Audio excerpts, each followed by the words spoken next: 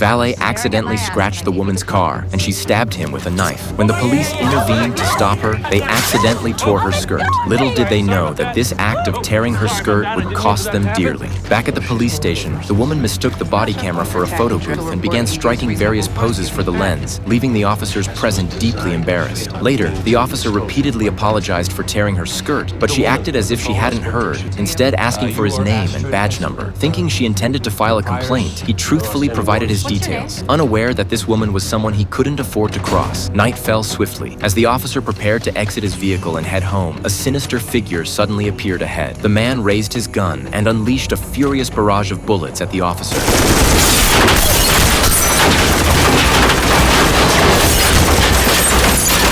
Only after emptying his entire magazine did the assailant speed away in his car. Police colleagues arrived at the scene shortly after, utterly perplexed. How could a rookie officer, fresh off the beat, have provoked such a high-level hit? At least 100 rounds had been fired. Only when the chief arrived did they grasp the truth. The woman arrested that day was the wife of the leader of LA's most powerful underground gang. With over 10,000 members in the city alone, the chief had just received intelligence that the gang boss had issued a kill order for the officer. Though the gang was formidable, the officers represented the LA Police Department. They couldn't let such brazen defiance go unchecked. To protect the officer, they fortified his home with security measures and stationed a unit of police at the entrance. This battle between good and evil was one they had to win. The next day, Sheriff Nick decided to confront the gang leader. The leader had been sentenced to 3 life sentences, and his son Tom now ran the operation. Though everyone knew the father remained the real power behind the scenes. Nick stated, "If you revoke the hit order on that officer, I'll forget everything. We can coexist peacefully. Otherwise, your gang will find no place in Los Angeles." The gang leader feigned ignorance, claiming he'd retired from the organization and had no authority to interfere in its affairs. Negotiations with him were clearly futile. The police department immediately convened an emergency meeting,